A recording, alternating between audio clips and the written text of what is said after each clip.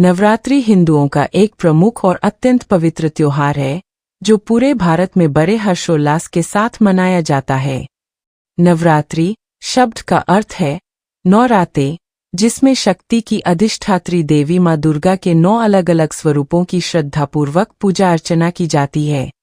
यह पर्व वर्ष में 2 बार मुख्य रूप से आता है, चैत्र नवरात्रि और शारदीय नवरात्रि। इन 9 दिनों में भक्त उपवास रखते हैं, कलश स्थापना करते हैं और अखंड ज्योति जलाकर देवी माँ का आशीर्वाद प्राप्त करते हैं। प्रथम दिन माँ शैलपुत्री से शुरू होकर 9वें दिन माँ सिद्धिदात्री की पूजा के साथ यह उत्सव संपन्न होता है। यह त्योहार केवल धार्मिक अनुष्ठान नहीं, बल्कि बुराई पर अच्छाई और अधर्म पर धर्म की विजय का प्रतीक है।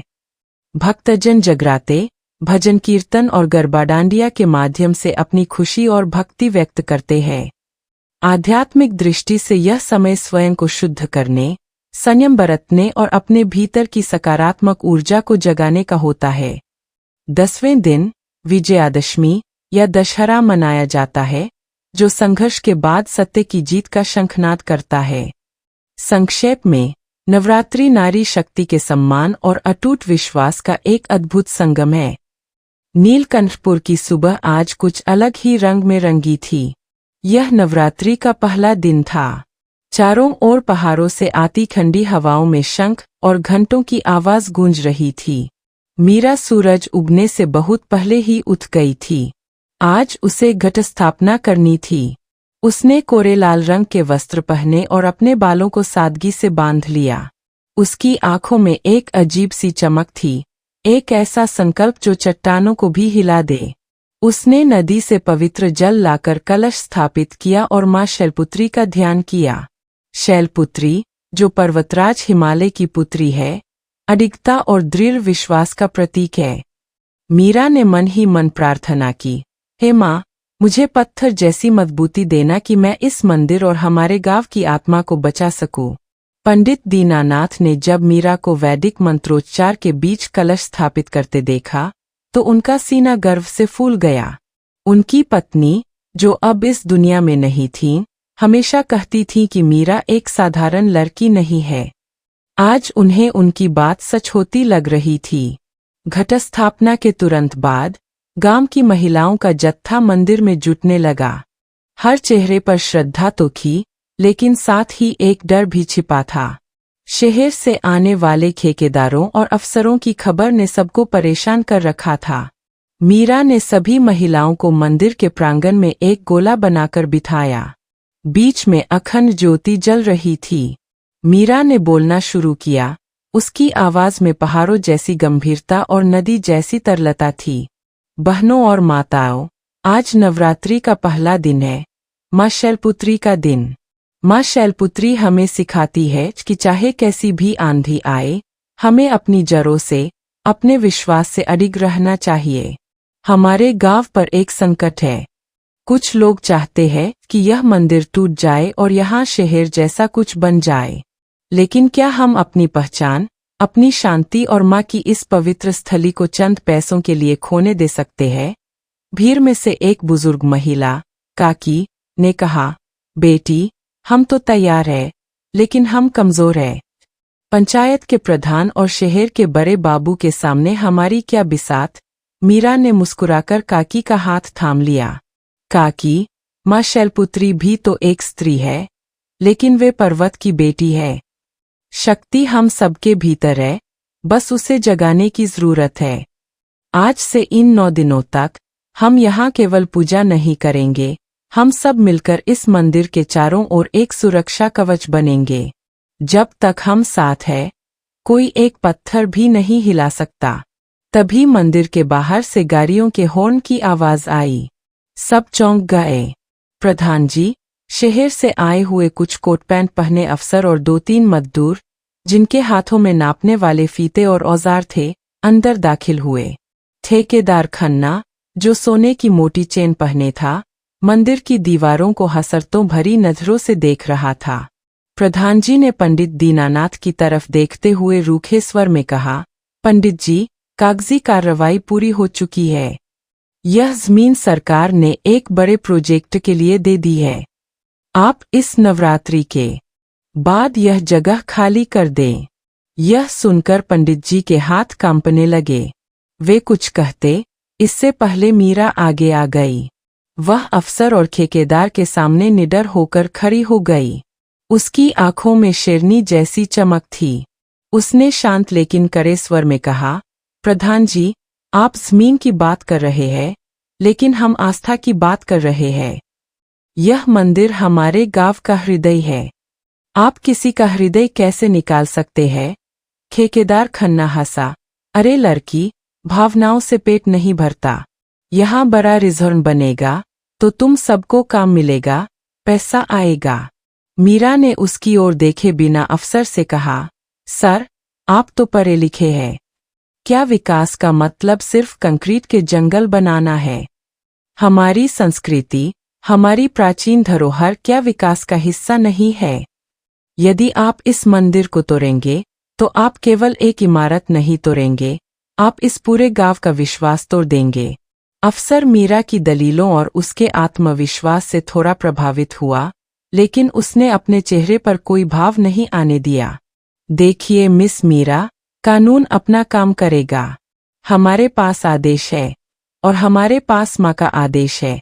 मीरा ने पीछे मुड़कर उन महिलाओं की ओर देखा जो अब उसके पीछे खड़ी हो गई थीं। माँ ने कहा है कि जब तक उनकी बेटियां जागृत है, कोई उनकी शरण स्थली को नुकसान नहीं पहुंचा सकता। अगर आप इस मंदिर पर एक भी चोट करेंगे तो सबसे पहले आपको हमसे टकराना होगा। महिलाओं ने एक स्वर में जयकारा लगाया, जय माता दी। उनकी आवाज से पूरा मंदिर प्रांगण गूंज उठा। ठेकेदार खन्ना और प्रधान जी थोड़े घबरा गए। उन्होंने इतनी बड़ी संख्या में और इतनी आक्रामक प्रतिक्रिया की उम्मीद नहीं की थी। राघव भी भीड़ के पीछे खड़ा होकर यह सब देख रहा था। उसने कानून की पढ़ाई की थी, लेकिन आज उसे लग रहा था कि आस्था का कानून इंसान के बनाए कानूनों से बहुत ऊपर है। वह मीरा के साहस को देखकर दंग था।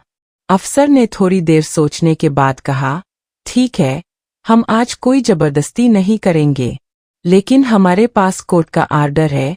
हम 9 दिन बाद आएंगे। तब तक आप सब सोच लीजिए। और वे सब वापस लौट गए। उनके जाने के बाद मंदिर में सन्नाटा छा गया। पंडित दीनानाथ ने मीरा के कंधे पर हाथ रखा। उनकी आंखों में चिंता थी। मीरा, तुमने जो किया वह बहुत साहसी था, लेकिन तुमने इन लोगों को खुली चुनौती दे दी है। अब वे चुप नहीं बैठेंगे। मीरा ने पिता की चिंता समझी। पिताजी, डरकर जीना भी तो कोई जीना नहीं है। माँ शैलपुत्री ने हमें अडिग रहना सिखाया है। इन 9 दिनों में मैं यह साबित करके दिखाऊंगी कि यह मंदिर केवल एक पूजा स्थल नहीं है, बल्कि हमारे गांव का सांस्कृतिक और सामाजिक केंद्र है। उस दिन के बाद से मंदिर का माहौल पूरी तरह बदल गया। मीरा ने राघव के साथ मिलकर एक योजना बनाई। वे गांव के हर घर में गए और लोगों को मंदिर के महत्व के बारे में बताया। शाम को मंदिर में केवल भजन नहीं होते थे, बल्कि गांव के मसलों पर चर्चा भी होती थी। बच्चों के लिए पौराणिक कथाओं की कक्षाएं लगने लगीं। मंदिर धीरे धीरे गांव की हर गतिविधि का केंद्र बनता जा रहा था। लेकिन चुनौतियां अभी कम नहीं हुई थीं। तीसरे दिन की सुबह गांव के पानी की सप्लाई अचानक काट दी गई। सबको पता था कि यह प्रधान जी और ठेकेदार की चाल है। वे गांव वालों को परेशान करके उन्हें मंदिर से दूर करना चाहते थे। पानी की कमी से पूरा गांव त्राही कर उठा। जानवर प्यास से बेहाल थे। औरतें मंदिर में आकर मीरा से रोने लगीं, मीरा, अब क्या करेंगे? बिना पानी के हम कैसे जिएंगे? फसलें बर्बाद हो जाएंगी, काकी ने रोते हुए कहा। मीरा का दिल पसीज गया, लेकिन उसने अपना धैर्य नहीं खोया। उसने माँ ब्रह्मचारिणी का ध्यान किया, जो तप और संयम का प्रतीक है। उसने महसूस किया कि यह उसके धैर्य की परीक्षा है। उसने राघव से बात की। राघव ने बताया कि गांव के पास एक पुराना कुआं है, जो सालों से बंद पड़ा है। अगर उसे साफ किया जाए तो पानी मिल सकता है। मीरा ने तुरंत गांव के युवाओं को इकट्ठा किया। दोस्तों, आज माँ ब्रह्मचारिणी का दिन है। तप का मतलब सिर्फ भूखे रहना नहीं है, बल्कि अपने लक्ष्यों के लिए कठिन परिश्रम करना भी है। पानी हमारी जरूरत है और हमें उसे हासिल करना होगा। हमारे पास एक कुआं है जिसे हमें जीवित करना है। शुरुआत में कुछ लोग हिचकिचाए, लेकिन मीरा की ऊर्जा और दृढ़ संकल्प ने उन्हें प्रेरित किया। मीरा ने खुद फावड़ा उठाया और कुएं की सफाई शुरू कर दी। यह एक बेहद कठिन काम था। सालों का कचरा और गाद उसमें जमा थी। भीषण गर्मी में भूख प्यास से लड़ते हुए मीरा और उसके साथियों ने घंटों मेहनत की। शाम होते होते जब सूरज ढलने लगा, कुएं से पानी की पहली धार फूट पड़ी। पानी गंदा था, लेकिन वह उम्मीद का पानी था। गांव वालों ने चैन की सांस ली। यह केवल पानी नहीं था, यह उनकी एकजुटता और आत्मनिर्भरता की पहली जीत थी। मीरा जब थककर मंदिर वापस आई तो उसके शरीर पर मिट्टी लगी थी, हाथ पैरों में छाले थे, लेकिन उसके चेहरे पर एक अपूर्व शांति थी। उसने मां ब्रह्मचारिणी की प्रतिमा के सामने दिया जलाया। उसे लगा कि मां की मूर्ति उसे देखकर मुस्कुरा रही है। राघव ने उसके पास आकर कहा, मीरा, तुमने आज सच में चमत्कार कर दिया। ठेकेदार ने सोचा था कि पानी काटकर वह हमें हरा देगा, लेकिन तुमने इस समस्या को एक अवसर में बदल दिया। मीरा ने धीरे से कहा, राघव, यह मैंने नहीं किया। यह उस शक्ति ने किया है जो हम सबके भीतर है। बस हमें उसे पहचानने की जरूरत है। अभी तो 2 ही दिन हुए हैं। संघर्ष बहुत लंबा है। गांव के कुछ लोग जो पहले रिजॉर्ट बनने के पक्ष में थे, अब मीरा की मेहनत और उसके निस्वार्थ भाव को देखकर पिघलने लगे थे। उन्हें लगने लगा था कि पैसा ही सब कुछ नहीं होता। अपनी परंपरा और स्वाभिमान को बचाना भी जरूरी है। रात को जब मीरा सोई तो उसने सपने में देखा कि मंदिर के चारों ओर एक विशाल दीवार खड़ी है, जिसे कोई भी तोड़ने में असमर्थ है। यह दीवार पत्थरों की नहीं, बल्कि लोगों के हाथों की बनी थी। उसकी नींद खुली तो उसके मन में एक नया विचार आया। उसे लगा कि मां ने उसे आगे का रास्ता दिखा दिया है। नवरात्रि के तीसरे दिन, मां चंद्रघंटा का दिन, एक नई चुनौती लेकर आने वाला था। ठेकेदार खन्ना अब चुप बैठने वाला नहीं था। उसने मीरा और मंदिर को बदनाम करने के लिए एक नई साजिश रचनी शुरू कर दी थी। लेकिन मीरा भी तैयार थी। उसे पता था कि मां की शक्ति उसके साथ है और हर चुनौती उसे और मजबूत बना रही है। गांव वालों का विश्वास अब मीरा पर अटूट होता जा रहा था। वे सब समझ गए थे कि यह लड़ाई सिर्फ एक मंदिर की नहीं, बल्कि उनके वजूद की है। और इस लड़ाई में मीरा उनकी शैलपुत्री, उनकी ब्रह्मचारिणी थी। कुएं से पानी निकल आने के बाद गांव वालों के मन में मीरा के प्रति सम्मान और भी बढ़ गया था। लेकिन जहां एक ओर श्रद्धा की वो तेज हो रही थी, वहीं दूसरी ओर लालच की आग भी धधक रही थी। ठेकेदार खन्ना और प्रधान जी अपनी हार इतनी आसानी से मानने वालों में से नहीं थे। उन्हें समझ आ गया था कि जब तक मीरा का प्रभाव गांव वालों पर रहेगा, वे मंदिर की एक ईंट भी नहीं हिला पाएंगे। नवरात्रि का तीसरा दिन था, मां चंद्रघंटा का दिन।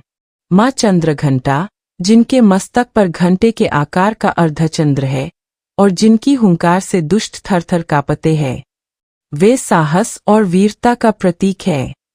सुबह की पूजा के समय मीरा ने महसूस किया कि आज उसे शांति के साथ साथ अपनी शक्ति दिखाने की भी जरूरत है। दोपहर के समय जब मीरा मंदिर के आंगन में मिट्टी के दिए सुखा रही थी, अचानक गांव की कुछ औरतें दौड़ती हुई आईं। उनके चेहरों पर घबराहट थी। मीरा, अनर्थ हो गया।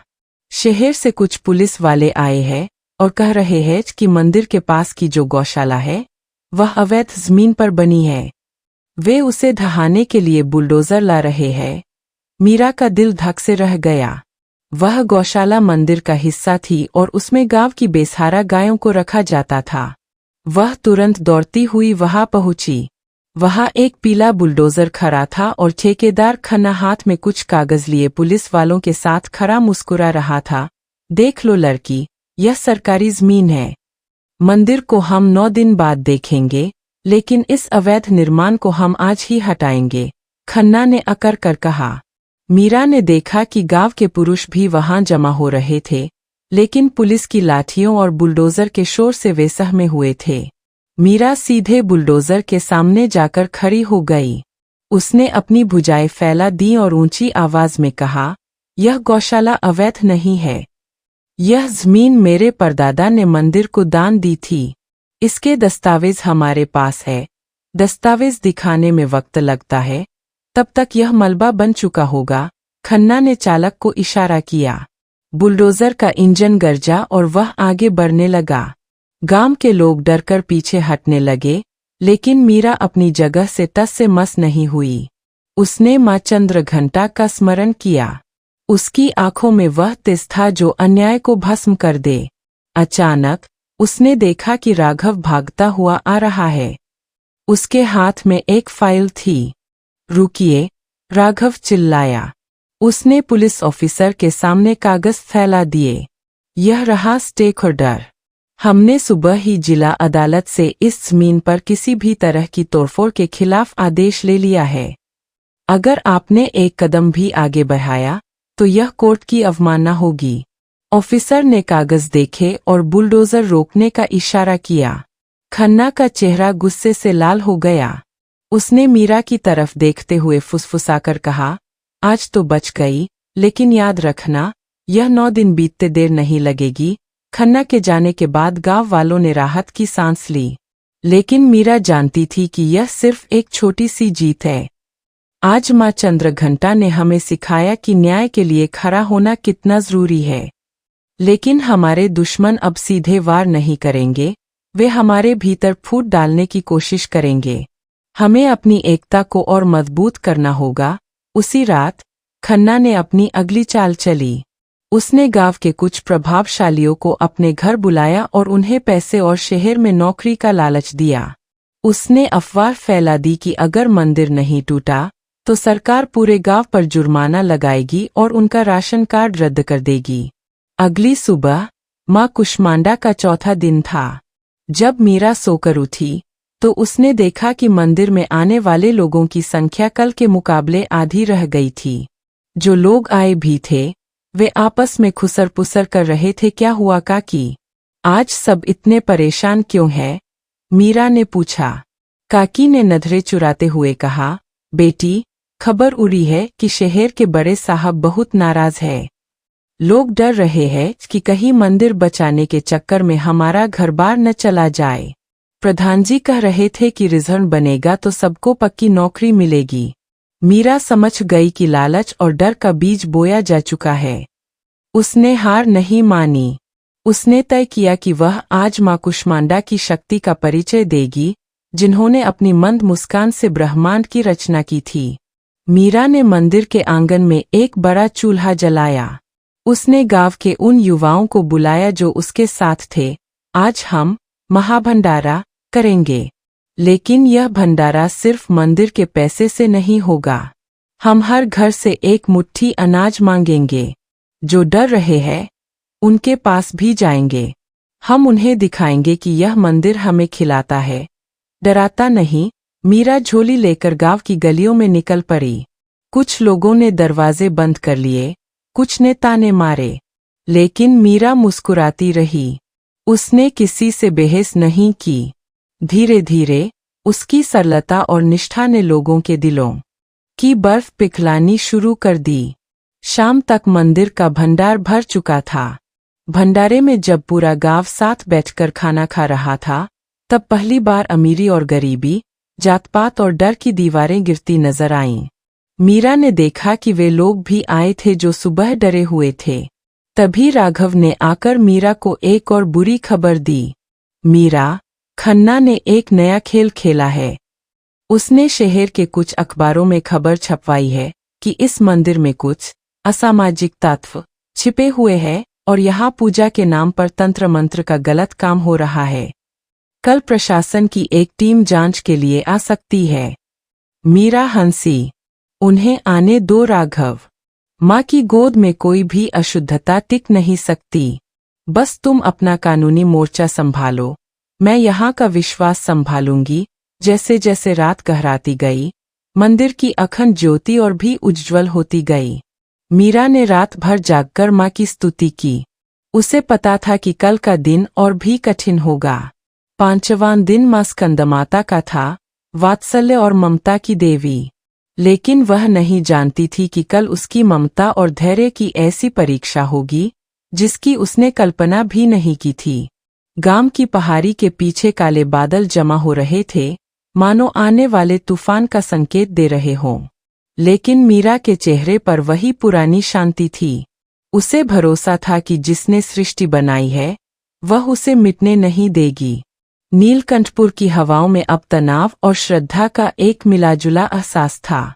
नवरात्रि का 5वां दिन आ गया था, माँ स्कंदमाता का दिन। स्कंदमाता, जो भगवान कार्तिकेय की माता है और वात्सल्य की प्रतिमूर्ति मानी जाती है। मीरा ने सुबह सुबह मंदिर के गर्भगृह को फूलों से सजाया।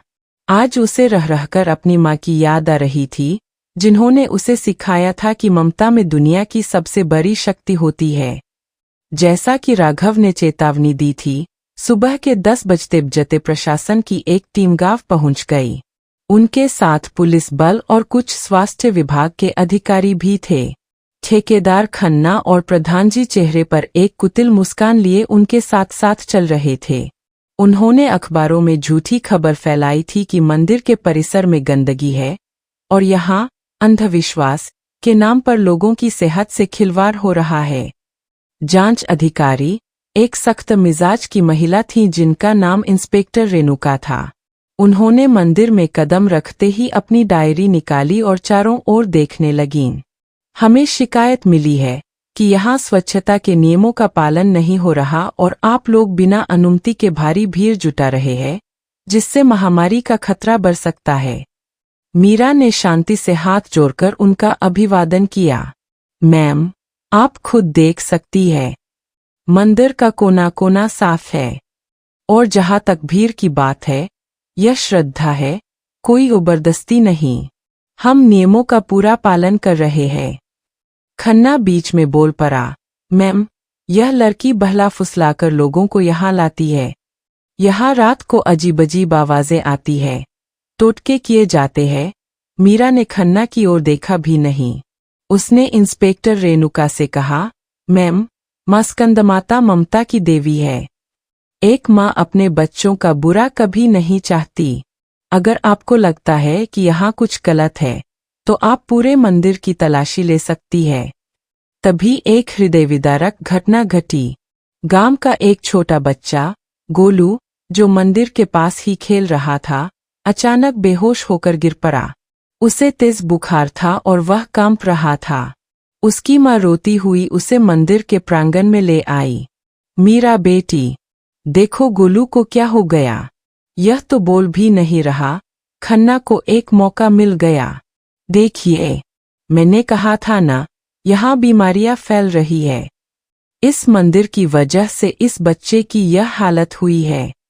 इंस्पेक्टर रेणुका ने तुरंत अपने साथ आए डॉक्टर को इशारा किया। डॉक्टर ने बच्चे की जांच की और चिंता जताई।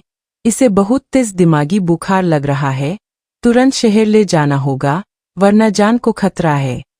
गांव में एम्बुलेंस आने में घंटों लग सकते थे और पहाड़ के रास्ते बंद होने की खबर थी क्योंकि कल रात हल्की भूस्खलन हुई थी। खन्ना और प्रधान जी ने हाथ खड़े कर दिए। हमारी गाड़ियां तो शहर की तरफ गई हुई है, हम कुछ नहीं कर सकते। असल में वे चाहते थे कि बच्चे को कुछ हो जाए ताकि वे सारा दोष मंदिर और मीरा पर मर सकें। मीरा ने अपनी आंखें बंद की और माँ का आह्वान किया। उसे याद आया कि उसके पिताजी ने उसे कुछ पहाड़ी जड़ी बूटियों के बारे में बताया था जो बुखार उतारने में रामबाण होती है। उसने राघव से कहा, राघव, तुम जल्दी से मंदिर के पीछे वाली ढलान से द्रोणपुष्पी के पत्ते लेकर आओ। लेकिन मीरा, क्या यह सही होगा? पुलिस और डॉक्टर यहाँ खड़े हैं। राघव ने घबराकर पूछा। मीरा ने दृढ़ता से कहा, एक माँ अपने बच्चे को मरते नहीं देख सकती। जाओ। जब तक राघव जड़ी बूटी लाया, मीरा ने बच्चे का सिर अपनी गोद में रखा और ठंडे पानी की पट्टियां करना शुरू किया। वह लगातार माँ का मंत्र जप रही थी। डॉक्टर ने मना किया, यह सब मत करो लड़की, हमें इसे अस्पताल ले जाना है। मीरा ने गरजकर कहा, तो ले जाइए। आपकी गाड़ी कहाँ है? जब तक मदद नहीं आती, क्या मैं इसे ऐसे ही छोड़ दूं? जड़ी बूटी का रस निकालकर जैसे ही बच्चे के गले से नीचे उतारा गया, कुछ ही मिनटों में उसका शरीर शांत होने लगा। आधे घंटे बाद बच्चे ने आंखें खोली और अपनी मां को पुकारा। यह देखकर इंस्पेक्टर रेणुका की आंखों में हैरानी और सम्मान के भाव एक साथ आ गए। उन्होंने देखा कि जिस मंदिर को अंधविश्वास का अड्डा बताया जा रहा था, वहां की लड़की ने डॉक्टर के सामने एक जान बचाई थी। रेणुका ने अपनी डायरी बंद की और खन्ना की ओर मुड़कर कहा, मिस्टर खन्ना, यहाँ कोई असामाजिक तत्व नहीं है। यहाँ सिर्फ सेवा और विश्वास है। अपनी झूठी शिकायतों से हमारा वक्त ज़ाया करना बंद कीजिए। प्रशासन की टीम वापस लौट गई। खन्ना और प्रधान जी के चेहरे काले पड़ गए थे।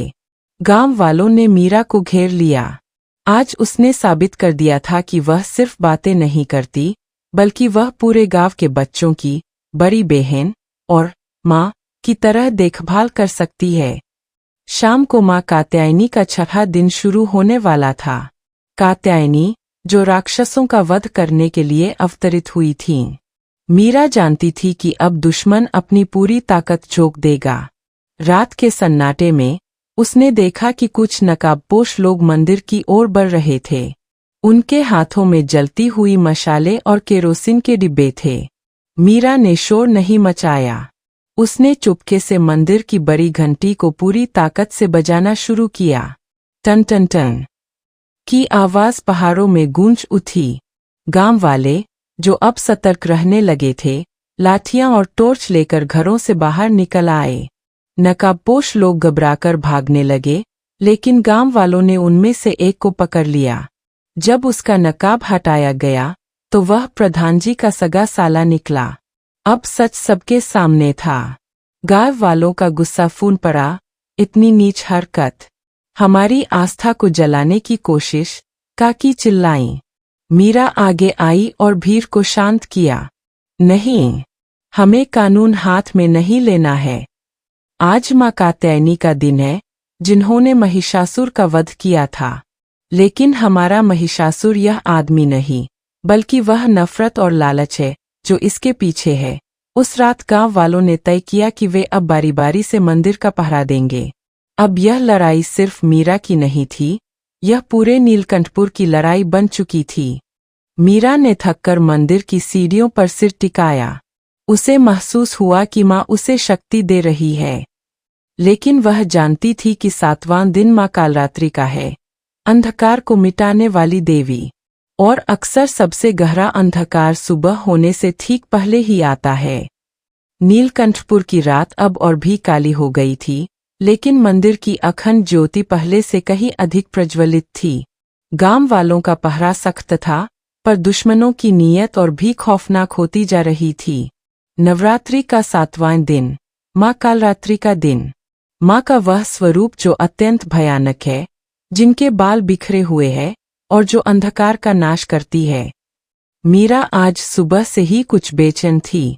उसे आभास हो रहा था कि ठेकेदार खन्ना अब सीधे वार के बजाय कुछ ऐसा करेगा जिसे रोकना कानून या लाठी के बस में नहीं होगा। खन्ना ने अपनी हार से बौखलाकर शहर के कुछ रसूखदार गुंडों और एक भ्रष्ट भूमि सर्वेक्षण टीम को मोटी रकम खिलाई थी। उसका नया प्लान यह था कि मंदिर की पूरी जमीन को रातों रात विवादित और असुरक्षित घोषित करवा दिया जाए, ताकि प्रशासन उसे सील कर दे। अगर मंदिर सील हो गया तो भक्त अंदर नहीं जा पाएंगे और फिर उसे गिराना आसान हो जाएगा। दोपहर के वक्त, जब गांव के अधिकतर पुरुष खेतों में थे, अचानक 3 सरकारी गाड़ियां मंदिर के द्वार पर आकर रुकीं। उनके साथ भारी पुलिस बल था। इस बार उनके पास इमरजेंसी इवैक्यूएशन, आपातकालीन खाली कराने के आदेश थे। यह मंदिर पहाड़ की ढलान पर है और इसकी नींव कमजोर हो चुकी है। हाल ही में हुए भूस्खलन के कारण यह कभी भी गिर सकता है और पूरे गांव के लिए खतरा बन सकता है। सर्वेक्षण टीम के प्रमुख ने घोषणा की, हमें तुरंत प्रभाव से इस पूरे क्षेत्र को खाली कराकर मंदिर को सील करना होगा। मीरा और राघव वहां पहुंच गए। राघव ने चिल्लाकर कहा, यह झूठ है। पिछले 100 सालों में यहाँ एक पत्थर भी नहीं हिला। आपने बिना किसी गहरी जांच के यह रिपोर्ट कैसे तैयार कर ली? रिपोर्ट तैयार है और हमें आदेशों का पालन करना है, पुलिस ऑफिसर ने कड़े स्वर में कहा। उन्होंने मंदिर के चारों ओर पीली टेप लगानी शुरू कर दी। गांव की औरतें रोने लगीं। पंडित दीनानाथ ने हाथ जोड़कर विनती की, साहब, 7 दिन बीत चुके हैं, बस 2 दिन और रुक जाइए। माँ की पूजा पूरी होने दीजिए। लेकिन कोई सुनने को तैयार नहीं था। मीरा शांत खड़ी थी। उसकी नजरें माँ कालरात्रि की प्रतिमा पर टिकी थीं। उसने देखा कि पुलिस वाले अब गर्भगृह के द्वार पर ताला लगाने की तैयारी कर रहे थे। तभी मीरा के भीतर की शक्ति जाग उठी। वह बिजली की गति से आगे बढ़ी और मंदिर के मुख्य द्वार की चौखट पकड़कर बैठ गई। अगर यह मंदिर असुरक्षित है तो इसकी पहली बलि मैं चढ़ूंगी, मीरा ने गरजकर कहा।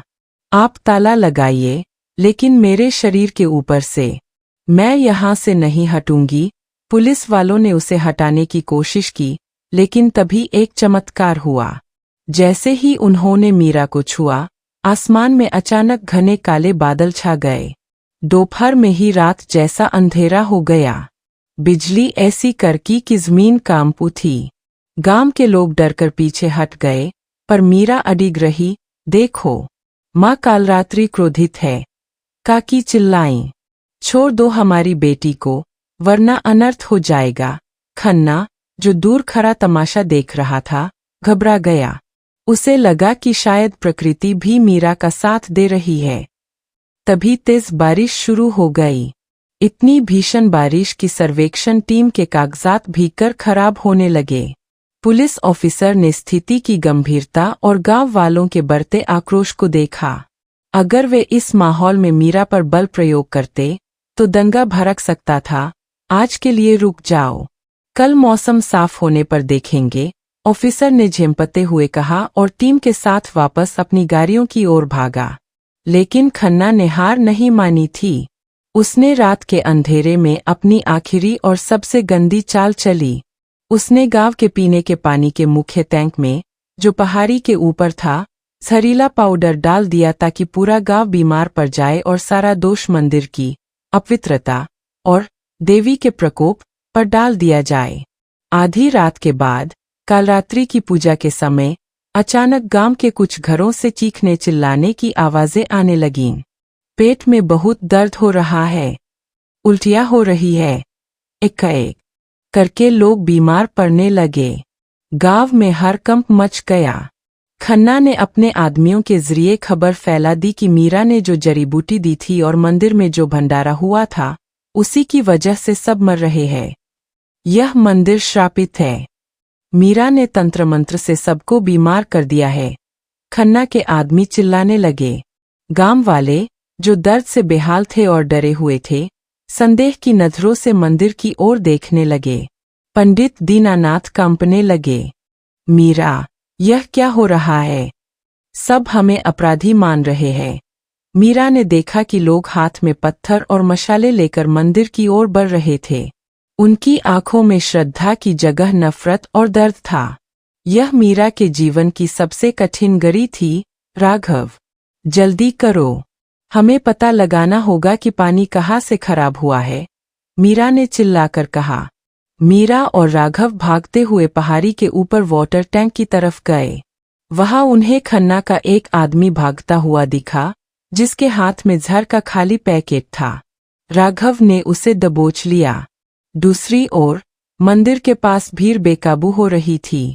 तभी मीरा पहाड़ी से नीचे दौड़ी आई। उसके हाथ में वह खाली पैकेट और वह आदमी था। उसने उसे भीड़ के सामने धक्का दिया। देखो, यह है तुम्हारा अपराधी, जिसने तुम्हारे बच्चों के पानी में जहर मिलाया ताकि तुम मंदिर तोड़ सको, मीरा ने चीखकर कहा। उस आदमी ने डर के मारे सब सच उगल दिया कि कैसे खन्ना ने उसे पैसे दिए थे। गांव वालों का गुस्सा अब खन्ना की ओर मुड़ गया।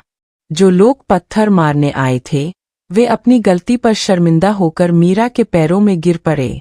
मीरा ने तुरंत मंदिर के वैद्यराज को बुलाया और सबको औषधि दिलवाई। माँ कालरात्रि के आशीर्वाद से और मीरा की सतर्कता से एक बहुत बड़ी त्रासदी टल गई। सुबह होने तक गांव का वातावरण शांत हो चुका था, लेकिन खन्ना अब फरार था। अंधकार की वह रात बीत चुकी थी। 8वां दिन, माँ महागौरी का दिन, जो पवित्रता और शांति का प्रतीक है, आने वाला था। मीरा जानती थी कि अब जीत सुनिश्चित है, पर अभी भी एक अंतिम परीक्षा बाकी थी। उसे वह हृदय परिवर्तन करना था जिसे दुनिया असंभव मानती थी। अंधकार की वह भयानक रात बीत चुकी थी। माँ कालरात्रि ने अन्याय के काले साए को गांव से खदेड़ दिया था। अब नीलकंठपुर की पहाड़ियों पर एक नई और सुनहरी सुबह दस्तक दे रही थी। नवरात्रि का 8वां दिन, माँ महागौरी का दिन। महागौरी, जो पूर्णतः गौर वर्ण की है और जिनकी भक्ति से मन के सारे मैल धुल जाते हैं। वे शांति, करुणा और पवित्रता की देवी है। आज मीरा के चेहरे पर कोई तनाव नहीं था, बल्कि एक ऐसी चमक थी जिसे देखकर पत्थर दिल भी पिघल जाए। कल की घटना के बाद ठेकेदार खन्ना और उसके गुंडे गांव छोड़कर भाग चुके थे। पुलिस ने खन्ना के उस आदमी को गिरफ्तार कर लिया था जिसने पानी में जहर मिलाया था। पूरे गांव में मीरा के लिए अगाध श्रद्धा उमड़ पड़ी थी। जिन लोगों ने कल मंदिर पर पत्थर उठाने की कोशिश की थी, वे आज सुबह सुबह मंदिर के द्वार पर हाथ जोड़कर खड़े थे। मीरा बेटी, हमें माफ कर दो। हम डर और लालच के वश में अंधे हो गए थे, काकी और गांव के अन्य बुजुर्गों ने भर्राई आवाज में कहा। मीरा ने सबको गले लगाया और मुस्कुराकर कहा, काकी, माँ महागौरी का हृदय बहुत विशाल है। जब वे हमें माफ कर सकती है, तो मैं कौन होती हूँ। आज हमें पछतावा नहीं, बल्कि उत्सव मनाना चाहिए। आज हम सब मिलकर कन्या पूजन करेंगे। तभी गांव के प्रधान जी, जो अब तक खन्ना का साथ दे रहे थे, धीरे धीरे मंदिर की सीढ़ियां चढ़ने लगे। उनके सिर पर शर्मिंदगी का बोझ था। उन्होंने पंडित दीनानाथ के पैर छुए और बोले, पंडित जी, मुझे क्षमा करें। मैं विकास के नाम पर विनाश की राह पर चल पड़ा था। मुझे लगा था कि पैसा ही सब कुछ है, पर कल रात जब मेरे अपने पोते की तबीयत खराब हुई और मीरा ने उसकी जान बचाई, तब मेरी आंखें खुली। प्रधान जी ने जेब से एक मुड़ा हुआ कागज निकाला। यह वह सहमति पत्र है जिस पर मैंने दस्तखत किए थे। मैं इसे सबके सामने फाड़ रहा हूँ। अब चाहे मेरी प्रधानी चली जाए या सरकार मुझे जेल भेज दे, यह मंदिर यही रहेगा। जैसे ही उन्होंने कागज फाड़ा, पूरा मंदिर प्रांगण जय माता दी के जयकारों से गूंज उठा। राघव ने मीरा की ओर देखा और मुस्कुराया। उसने शहर से कुछ पर्यावरण विशेषज्ञों और आर्किटेक्ट्स को बुलाया था जो मंदिर को बिना तोड़े उसे धरोहर घोषित करवाने में मदद करने वाले थे। शाम को महागौरी की आरती हुई। मंदिर को हजारों दियों से सजाया गया था। ऐसा लग रहा था मानो आकाश के सितारे जमीन पर उतर आए हों। मीरा ने देखा कि दूर पहाड़ी पर वही अफसर, इंस्पेक्टर रेणुका, सादे कपड़ों में खड़ी थीं। वे ड्यूटी पर नहीं थीं, वे माँ के दर्शन करने आई थीं। रेणुका ने मीरा के पास आकर कहा, मीरा, तुमने जो किया वह कानून नहीं कर सकता था। तुमने लोगों के दिल बदल दिए। मैंने ऊपर हेडक्वार्टर में रिपोर्ट भेज दी है कि यह मंदिर इस इलाके की सांस्कृतिक पहचान है और इसे संरक्षित किया जाना चाहिए। मीरा की आंखों में खुशी के आंसू थे। 8 दिन का संघर्ष अब सफलता की ओर था, लेकिन अभी 9वां दिन बाकी था, माँ सिद्धिदात्री का दिन, जो सभी सिद्धियों और पूर्णता की देवी है। नवरात्रि का अंतिम दिन, माँ सिद्धिदात्री का पावन दिन। आज पूर्णता का उत्सव था। पूरे नीलकंठपुर गांव को दुल्हन की तरह सजाया गया था। मंदिर की दीवारों पर नई सफेदी की गई थी और फूलों की खुशबू दूर दूर तक महक रही थी। सुबह सुबह कन्या पूजन हुआ। मीरा ने स्वयं 9 छोटी कन्याओं के पैर धोए, उन्हें भोजन कराया और माँ के 9 रूपों का आशीर्वाद लिया। आज गांव का हर घर मंदिर से जुड़ा महसूस कर रहा था। हवन कुंड में आहुतियां दी जा रही थीं। पंडित दीनानाथ मंत्र पढ़ रहे थे और उनकी आवाज में एक नई ऊर्जा थी। जैसे ही अंतिम आहुति दी गई, आकाश से हल्की फुहारें गिरने लगीं, मानो स्वयं देवता इस विजय का स्वागत कर रहे हों। तभी राघव एक सरकारी लिफाफा लेकर दौड़ता हुआ आया। मीरा, देखो, सरकार ने इस पूरे क्षेत्र को सांस्कृतिक विरासत क्षेत्र घोषित कर दिया है। अब यहाँ कोई रिजॉर्ट नहीं बनेगा, बल्कि सरकार खुद इस मंदिर के जीर्णोद्धार के लिए फंड देगी। गांव की खुशी का ठिकाना न रहा। लोग नाचने लगे, ढोल बजने लगे। मीरा माँ की प्रतिमा के सामने घुटनों के बल बैठ गई। उसने अपना सिर झुकाया और कहा, माँ, यह सब आपकी लीला है। मैं तो बस एक निमित्त थी। मीरा ने महसूस किया कि माँ की आंखों से एक दिव्य ज्योति निकलकर उसके हृदय में समा गई है।